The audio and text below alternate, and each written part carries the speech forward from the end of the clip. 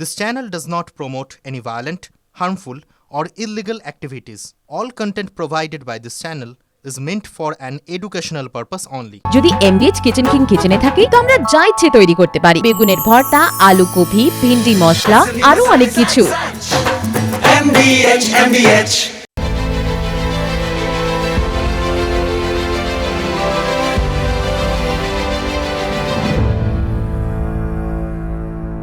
ঠাঠা পোড়া রোদে খানিক বৃষ্টির পর প্যাচপ্যাচে গরমে সেদ্ধ হতে হতে এই রকম বর্ষার গান শুনে আপনার হয়তো মনে হচ্ছে যে এ কি জ্বালা রে বাবা, গা পিত্তি জ্বলে যাচ্ছে। কিন্তু বিশ্বাস করুন, বর্ষা এসে গেছে। কথাটা শুনে আমাকে চিবিয়ে খাওয়ার ইচ্ছে হলেও আমার কিছু করার নেই। আবার বলছি, বর্ষা এসে গেছে। ইম্পর্টেন্ট খবর হচ্ছে সাউথ ওয়েস্ট মনসুন আজকে কেরালাতে অনসেট করে গেছে। হলো তো, আলিপুর আবহাওয়া দফতরের প্রাদেশিক অধিকর্তা সোমনাথ দত্তর কথা শুনে বিশ্বাস হলো তো? আমি রাজা, আমি ঠোঁটকাটা। দেখুন, মিথ্যে কথা আমার মুখে সচরাচর আপনি শুনবেন না।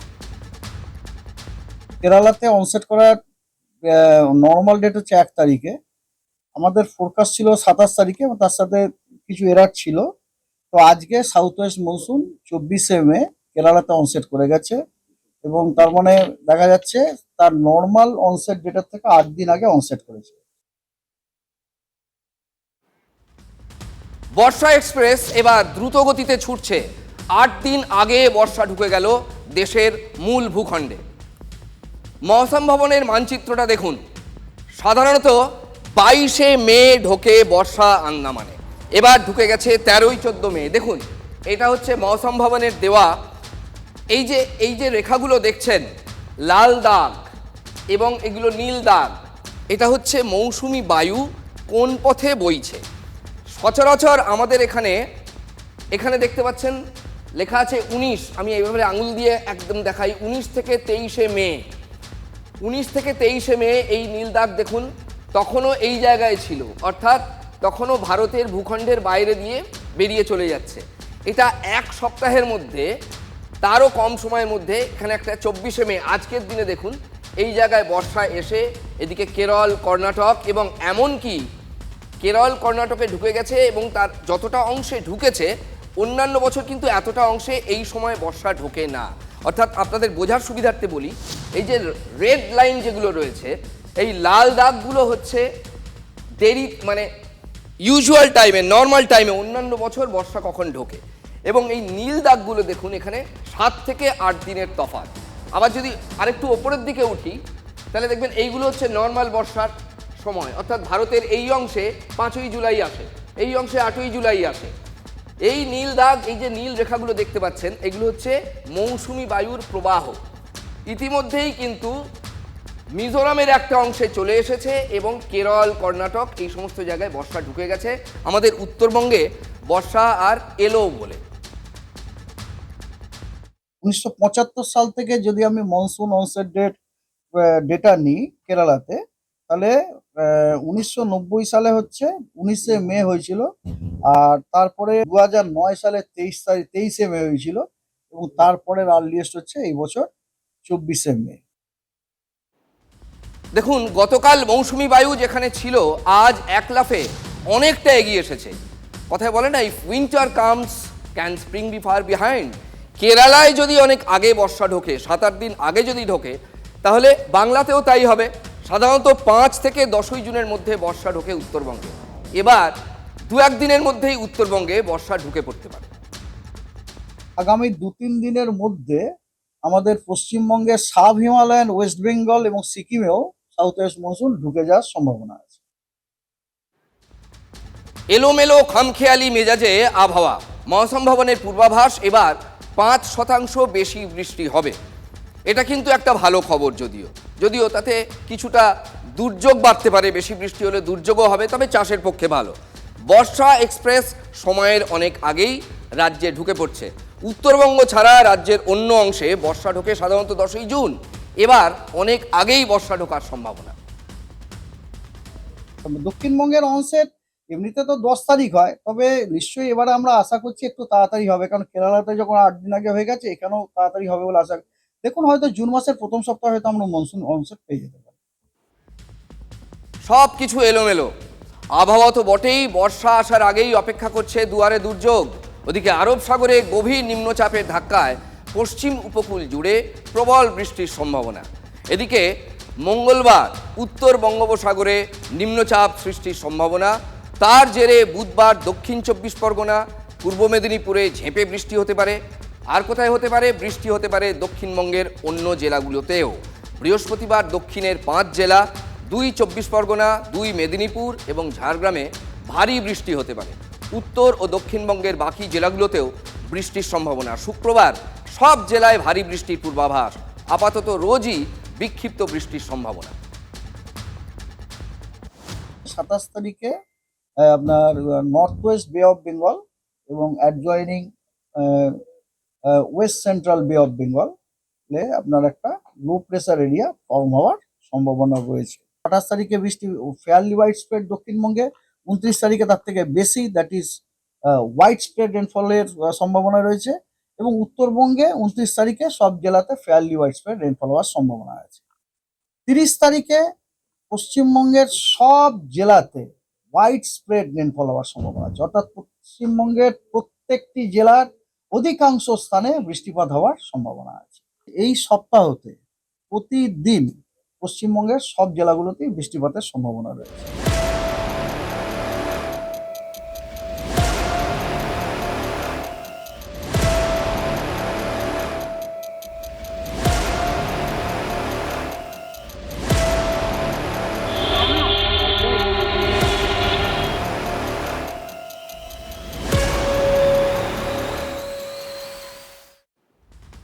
কি দিনকাল এলো বলুন তো? আঁতুর ঘরে শিশু হিসু করলে যে দেশটা ডুবে যাবে, তারা ভারতের ওপর নজরদারি চালাচ্ছে।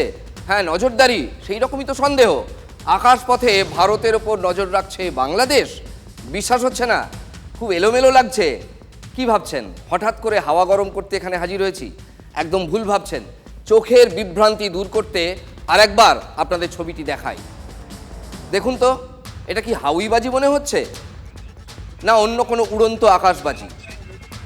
এই রহস্যময় আলো আসলে ড্রোনের। কিন্তু ড্রোনটা কার? কারা পাঠালো? সূর্য ডুবে যাওয়ার পর ড্রোন ওড়ালো কে? শখের উড়ান? পাখির চোখে বসিরহাটের হাসনাবাদকে দেখার ইচ্ছে কার হলো সূর্য ডুবে যাওয়ার পর? এই মানুষগুলোর কথা শুনুন, যারা কৌতূহলী চোখে গতরাতে ওই রহস্যময় আলোকে অনুসরণ করেছিলেন। দায়িত্বশীল নাগরিকের মতো তারা থানায় খবর দেন যে আকাশে আলো দেখা যাচ্ছে এবং সন্দেহ ড্রোন। তারা বিএসএফকেও জানিয়েছেন। বাংলাদেশ থেকে একটা ড্রোন ইন্ডিয়া আসলো এবং এখানকার ছবি ক্যাপচার করে আবার বাংলাদেশে ফিরে গেল। আমরা বিএসএফকে আমরা কল করি এবং হাসনাবাদ থানা এবং হিমগঞ্জ থানাকে আমরা কল করি।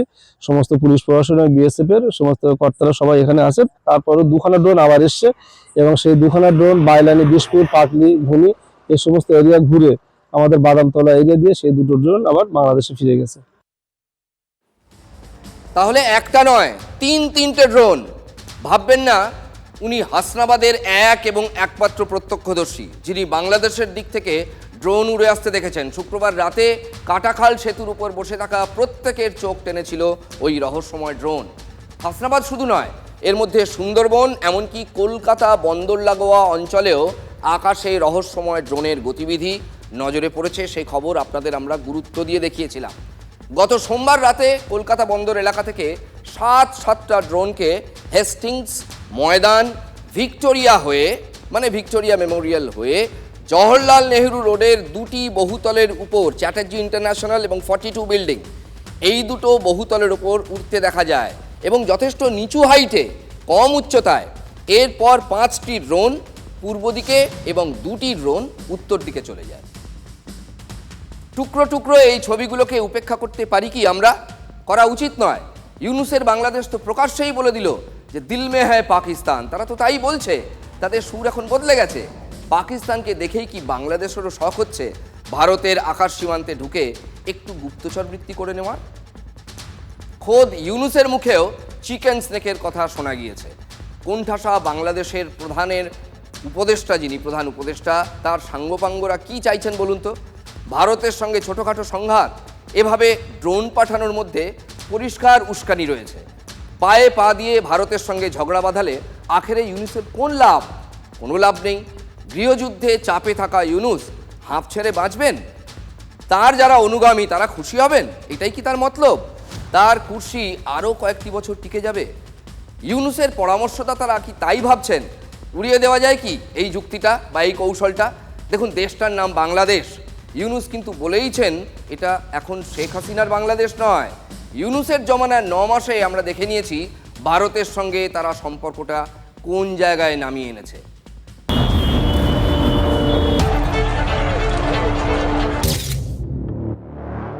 জামাত এবং ইউনূস দুজনের একজনও আগামী 5-10 বছরের মধ্যে নির্বাচন চাইছে না।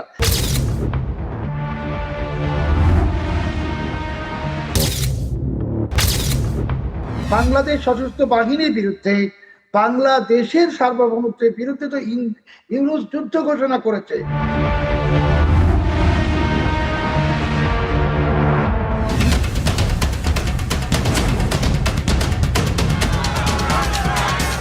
ইউনূসের জঙ্গি জিহাদিরা বাংলাদেশের সমস্ত প্রশাসন থেকে লোকজন সরিয়ে তাদের জিহাদি ঢোকাতে চাচ্ছে।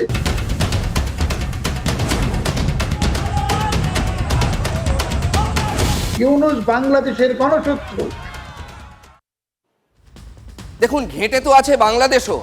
আরও পরিষ্কার করে বললে, বাংলাদেশের অন্তর্বর্তী সরকারের প্রধান উপদেষ্টা মোহাম্মদ ইউনূস নিজে, তিনি সব থেকে বেশি ঘাবড়ে আছেন এবং ঘেঁটে আছেন। চারদিক থেকে চাপ, বাংলাদেশ সেনার চাপ, দ্রুত নির্বাচন করানোর জন্য ডেডলাইন বেঁধে দিয়েছে সেনাপ্রধান, ডিসেম্বর পর্যন্ত হাতে সময়। এদিকে বিএনপির চাপ দিন দিন বাড়ছে। চাপ আছে বাংলাদেশের সাধারণ মানুষের, যারা মনে করেছিলেন যে এই উপদেষ্টা সরকার দেশটাকে গণতন্ত্রের পথে বা ঠিক পথে নিয়ে যাবে। এখন তারা দেখছেন তো উল্টো কিস্সা। শেখ হাসিনাকে যারা স্বৈরাচারী বলেছিলেন, এই 8-9 মাসে ইউনূসের মধ্যেও তারা আরেকটা স্বৈরাচারীকে দেখতে পেয়ে গেছেন। যারা গত বছরের 24শে জুলাইয়ের আন্দোলনকে দ্বিতীয় স্বাধীনতা আন্দোলন বলে স্লোগান তুলেছিলেন, তারা এখন হতাশ। আজ আবার পদ্মাপাড়ে স্বৈরাচারী শাসককে হটানোর জোরালো দাবি উঠেছে। সোশ্যাল সাইট ছেয়ে গিয়েছে রিমুভ ডিরেক্টর স্লোগান পোস্টারে, ডিক্টেটর স্লোগান পোস্টারে। মানে এখন যে সোশ্যাল সাইটগুলো রয়েছে সেখানে লেখা আছে রিমুভ দ্য ডিক্টেটর, অর্থাৎ একনায়ককে সরিয়ে দেওয়া হোক। হাসিনার পর নিশানায় এবার ইউনূস। ইউনূস কি বুঝতে পারছেন বাঘের পিঠে সওয়ার হয়েছেন তিনি? ইউনূস একটা বাঘের পিঠে সওয়ারি হয়েছে, আর এই বাঘের পিঠ থেকে নামলেই সেই বাঘ খেয়ে ফেলবে, কারণ সেই বাঘ রক্ত খাদক, নরখাদক বাঘ, তার নাম হচ্ছে জিহাদ। একবার সেই বাঘের পিঠে উঠলে তার পরিত্রাণ নেই। দ্বিতীয়ত, একই সঙ্গে আমেরিকা, চায়না এবং পাকিস্তান, এই তিনটে আলাদা আলাদা রাষ্ট্র তাদের আলাদা আলাদা হিডেন এজেন্ডা, এগুলোকে ফুলফিল করবার জন্য একটা জিহাদ নামের বাঘের পিঠে চড়েছে। এই জিহাদেরও কিন্তু আলাদা হিডেন এজেন্ডা। এই চারটাকে সামাল দেওয়া ইউনূসের পক্ষে অসম্ভব। ওর ডেজ আর নাম্বার। সেটা কি ইউনূস সাহেব নিজেও বুঝতে পারছেন না? তাই চাপের মুখে দ্রুত তিনি ইস্তফা দিতে চেয়েছিলেন। শোনা যাচ্ছে তিনি ইস্তফাপত্র লিখেও ফেলেছিলেন। সে দেশের এক মিডিয়ার কাছে ইউনূসের সরল স্বীকারোক্তি, দেশ চালানো তার কাজ নয়। আমি 10 বছর দিয়ে কি করবোটা কি? আমি 10 বছর দিয়ে আমি তো বলছি আমি এই কাজের জন্য নই। দেশে আমার দেশ পরিচালনা করা আমার দায়িত্ব না, আমার কাজ না। আমি জানি না এটা কিভাবে করতে হয়, আমি যেটা জানি সেটা করি। বুঝতেই পারছেন কোন জায়গা থেকে ইউনূস এ কথা বলতে বাধ্য হচ্ছেন। তবে ইউনূসের ইস্তফার জল্পনায় আজ জল ঢেলে দিয়েছেন অন্তর্বর্তী সরকারের পরিকল্পনা উপদেষ্টা। মানে ইউনূস কি নিজের ইচ্ছেতেই রয়ে গেলেন, নাকি যে বাঘের পিঠে তিনি সওয়ার হয়েছেন এবং অন্তর্বর্তী সরকারের প্রধান উপদেষ্টা হয়েছেন, সেই জামাতই তাকে এখন আর ছাড়তে চাইছে না? কারণ জামাত বুঝতে পারছে তিনি চলে গেলে তাদের জমানাটাও চলে যাবে। রবিবার গণ অভ্যুত্থানের পক্ষে থাকা রাজনৈতিক দলগুলিকে বৈঠকে ডেকেছেন ইউনূস। নিজের পালে হাওয়া টানার চেষ্টা করছেন তিনি। রিমুভ ডিক্টেটর এর পাল্টা মার্চ ফর ইউনূস, এটাও কিন্তু চলছে ওপার বাংলায়। ঢাকার শাহবাগ থেকে মিছিলও বেরোয়। মিছিলের পিছনে কি বৈষম্য বিরোধী ছাত্ররা? আমরা সাধারণ জনগণ, আমরা কোনো ব্যানারের পক্ষে আসি নাই। আমরা সাধারণ জনগণ আসছে দেশের উন্নয়নের জন্য। একমাত্র ইউনূস স্যারকে আমরা বিশ্বাস করি। বিতর্কিত উপদেষ্টা যারা আছে তাদেরকে অপসারণ করে শক্তিশালী একটি জাতীয় সরকার, যেখানে সকল রাজনৈতিক দলের অংশগ্রহণ থাকবে। দ্বিতীয় অবস্থান হবে যে আওয়ামী লীগের কার্যক্রম নিষিদ্ধ, যেহেতু আওয়ামী লীগের বা ছাত্রলীগের সাবেক যে ছাত্রনেতা রাষ্ট্রপতি চুপ্পু আছে তাকে ওই পদে রাখা যাবে না। তাই আমরা ইউনূস স্যারকে রাষ্ট্রপতি হিসেবে দেখতে চাই। মানে প্ল্যান 1 যদি না হয় তাহলে প্ল্যান বি, প্রধান উপদেষ্টা হতে না পারলে রাষ্ট্রপতি হবেন, যে সেনার সঙ্গে সংঘাত তার মাথায় গিয়ে বসবেন, খেলা তাতে ঘুরবে তো। দেখুন, আসতেই হচ্ছে এবার চাকরিহারাদের কথায়। বড্ড এলোমেলো দশা তাদেরও। সংখ্যাটা তো কম নয়। সুপ্রিম কোর্টের নির্দেশে প্রায় 26,000 শিক্ষক এবং অশিক্ষক কর্মীর চাকরি বাতিল হয়ে গিয়েছে। তারা লড়ে যাচ্ছেন রাস্তায়, কিন্তু তারা যা হারিয়েছেন তা তারা ফিরে পাবেন কি? এবার কিন্তু এসপার কিংবা ওসপার করতে চাইছেন এই আন্দোলনকারীরা। সোমবারের মধ্যে যদি আমাদের সঙ্গে সরকারের তরফ থেকে দেখা করা না হয় তাহলে সোমবারের পর আমরা কিন্তু বৃহত্তর আন্দোলনের কথা ভাবতে পারি। এটা অগ্রিম আমরা জানিয়ে রাখলাম। সোমবার পর্যন্ত আমরা সময় দিচ্ছি যে রাজ্য সরকারের তরফ থেকে কেউ যেন অবশ্যই আমাদের সঙ্গে এসে দেখা করে। আমরা এই বিষয়ে শিক্ষামন্ত্রীর এবং মুখ্যমন্ত্রীর হস্তক্ষেপ চাইছি আমাদের দিশা দেখানোর জন্যে। শনিবার মানে আজকের দিনটা প্রায় পেরিয়েই গেল, এখনো পর্যন্ত কেউ তাদের সঙ্গে গিয়ে দেখা করেননি প্রশাসনের পক্ষ থেকে। রবি বা সোমবার কি সেটা বদলাবে? মানে এই ছবিটা কি বদলাবে? কেউ যাবেন? শিক্ষামন্ত্রী বা নিদেন পক্ষে শিক্ষা দফতরের কোনো প্রতিনিধি? ওদিকে স্কুল সার্ভিস কমিশন নিজেরাও এখনো খুব চাপে। ডেডলাইন তাদের ঘাড়েও ঝুলছে, যা সুপ্রিম কোর্ট বেঁধে দিয়েছিল। এ মাসের মধ্যেই বিজ্ঞপ্তি দিতে হবে এসএসসিকে। নতুন করে পরীক্ষা নেওয়ার ব্যবস্থা করতে হচ্ছে তাদের। কিন্তু মাস তো শেষ হতে বসেছে, তাদের বিজ্ঞপ্তি বা কোথায়? কবে আসবে সেই বিজ্ঞপ্তি?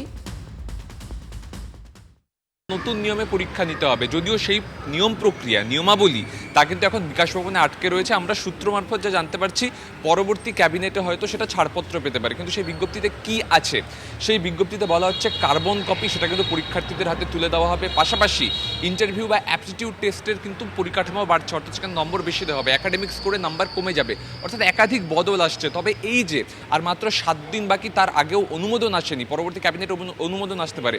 অনেকটা তড়িঘড়ি হয়ে এসএসসিকে কাজ করতে হবে, কিন্তু এখানকার যারা চাকরিহারারা রয়েছেন তারা বলছেন তারা নতুন পরীক্ষা দিতে রাজি নন। এদিকে এসএসসি যে খসড়া পাঠিয়ে রেখেছে তাতে অনুমতি আসেনি। সব মিলে একটা তালগোল পাকিয়ে যাচ্ছে ব্যাপারটা। আর একটা বড় গন্ডগোলের জায়গা হচ্ছে এই আন্দোলন স্থল বা আন্দোলনের জায়গা, মানে ধর্নার জায়গা। হাইকোর্ট শুক্রবার নির্দেশ দিয়েছিল বিকাশ ভবন চত্বর ছেড়ে চলে যেতে হবে আন্দোলনকারীদের। এতে সাধারণ মানুষের অসুবিধা হচ্ছে, মানে ওই জায়গায় যেখানে ধর্না চলছিল সেখানে বসে থাকলে। বিকল্প জায়গাও বলে দিয়েছে আদালত, কিন্তু ঠিকানা বদল হলো কি?